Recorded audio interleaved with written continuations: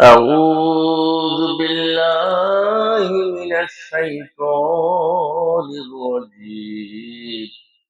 بسم الله الرحمن الرحيم. ولله على الناس حج البيت من استطاع إليه سبيلا. قل إن صلاتي ونسكي ومحياي ومماتي لله رب العالمين لا شريك له وبذلك أمرت وأنا أول المسلمين. ربي هب لي من الصالحين فبشرناه بغلام حليم. فلما بلغ معه السعي قال يا بني إني أرى في المنام أني أذبحك فانظر ماذا ترى. قال يا أبت افعل ما تؤمر ستجدني إن شاء الله من الصابرين. فلما أسلم وتله للجبين وناديناه أي يا إبراهيم قد صدقت الرؤيا إن كذلك نجزي المحسنين. إن هذا لهو البلاء المبين. ففديناه بذبح عظيم. ইরশাদ হচ্ছে বাইতুল্লাহর হজ আল্লাহর প্রাপ্য এমন সব মানুষের কাছে যে ওই পর্যন্ত রাস্তা অতিক্রম করিবার দৈহিক ও আর্থিক ক্ষমতা রাখে এবং হজ করা মানুষের কর্তব্য। সূরা আল ইমরানের ৯৭ নং আয়াত আল্লাহ পাক বলেছেন এবং সূরা আনামের ১৬২ নম্বর আয়াতে বলা হয়েছে যে বলো আমার নামাজ, আমার উপাসনা বা আমার কোরবানি, আমার জীবন, আমার মরণ সবকিছু বিশ্ব প্রতিপালক আল্লাহর জন্য এবং আমি এই উদ্দেশ্যে আদিষ্ট হয়েছি তার কোনো শরীক নাই এবং তিনি এবং তার কোনো শরীক নাই মানুষের মধ্যে আমি আত্মসমর্পণকারীদের মধ্যে প্রথম।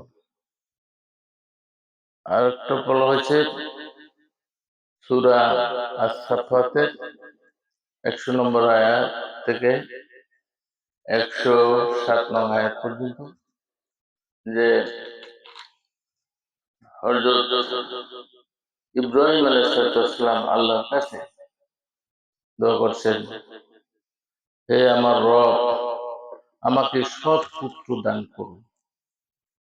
অতঃপর আমি তাকে স্থির বুদ্ধি সম্পন্ন এক পুত্রের সুসংবাদ দিলাম।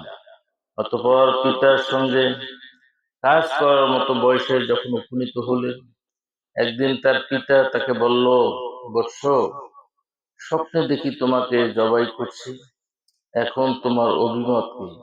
সে বলল, হে পিতা, যা আদিষ্ট হয়েছেন তাই করুন, ইনশাআল্লাহ আপনি আমাকে ধৈর্যশীল পাবেন। অতঃপর যখন তারা উভয় আনুগত্য বরণ করলো, সে তার পুত্রকে কাঁধ করে শোয়ালো। তখন তাকে আমি বললাম, হে ইব্রাহিম, তুমি তো স্বপ্নাদেশ সত্যই পালন করলে। এভাবে আমি সৎ কর্মীদের পুরস্কৃত করি। নিশ্চয়ই ছিল এক পরীক্ষা, আমি এর স্থলে একটা হৃষ্টপুষ্ট জন্তু দিলাম। তো সুপ্রিয় দর্শক, শ্রোতা মণ্ডলী, এখন হজের মৌসুম চলছে।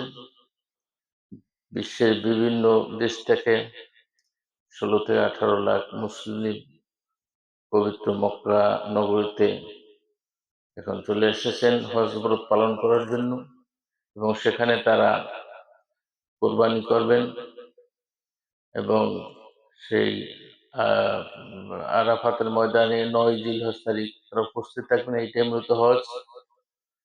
তো আল্লাহ রাব্বুল আলামিন হযরত ইব্রাহিম আলাইহিস সালামকে ইসমাইলের মতো এরকম বুদ্ধিসম্পন্ন, চৌকস বুদ্ধিসম্পন্ন এক পুত্র সন্তান তাকে দান করেছিলেন। পিতা যখন বলল যে আমি তো স্বপ্ন আদেশ পেয়েছি, তোমাকে আমি কোরবানি করি, সে বলল আপনি করুন, ইনশাল্লাহ নিশ্চয়ই আল্লাহ চাইতো আমাকে ধৈর্যশীল পাবে। এবং সে কাজ করলো। তখন আল্লাহ পাকের তরফ থেকে হযরত জিবরাইল আলাইহিস সালাম একটি বেহেশত থেকে দুম্বা নিয়ে আসলেন, তাকে জবাই করা হলো। এবং সেই উদ্দেশ্যেই আজ সারা বিশ্ববাসী মুসলিমরা এই ঈদুল আজহায় পশু কোরবানি করে থাকে। আমি আগেই বলেছি, কোরবানি এই যে রক্ত, এটা হলো মানুষের মধ্যে পশুত্ব থেকে বিসর্জন করা, মানুষের মধ্যে লোভ লালসা বিসর্জন করা।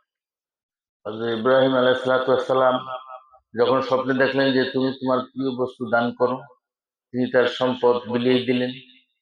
এর পরদিন স্বপ্ন দেখলো যে তুমি আবার কোরবানি করো, তখন তিনি 100 উট আল্লাহর রাস্তায় কোরবানি করলেন। তারপরও তিনি দেখলেন যে তুমি তোমার সর্বাধিক প্রিয় বস্তু কোরবানি করো, তখন তিনি দেখলেন যে একমাত্র আমার আদরের সন্তান ইসমাইল আমার সবচেয়ে প্রিয়, তাহলে আল্লাহ পাক হয়তো তাকে কোরবানি করতে পারবেন। সেজন্য তিনি সেই মিনায় নিয়ে গেলেন তাকে কোরবানির উদ্দেশ্যে। শয়তান এখানে প্ররোচনা করেছিল যে যাতে কোরবানি করতে না পারে, তার বিভিন্ন ছলা কলা দিয়া তাকে আল্লাহর পথ থেকে ফিরানোর বহুত চেষ্টা করেছিলেন। কিন্তু তার খাঁটি ইমানে আল্লাহর যে ভালোবাসা অগাধ, সেখান থেকে তাকে শয়তান কিছুতে ব্যর্থ করতে পারে নাই। সেজন্য আজকে সারা বিশ্বের মুসলমানরা এই ঈদুল আজহায় পশু কোরবানি করে থাকেন। আসুন, যার সামর্থ্য আছে তিনি কোরবানি করবেন, এবং যার সামর্থ্য আছে হজ ব্রত পালন করতে হবে। এটা ফরজ। মুসলমানদের ধর্ম 5টি স্তম্ভের উপর দাঁড়িয়ে: কালেমা, নামাজ, রোজা, হজ, জাকাত। হজ এটাও একটা পঞ্চম স্তম্ভের মধ্যে একটা, এটা করা ফরজ, কিন্তু কোরবানি করা ওয়াজিব। যার সামর্থ্য আছে তিনি কোরবানি করবেন। আখিরি দাওয়ানা আনিল হামদুলিল্লাহি রাব্বিল আলামিন। আসসালামু আলাইকুম ওয়া রাহমাতুল্লাহি ওয়া বারাকাতুহু।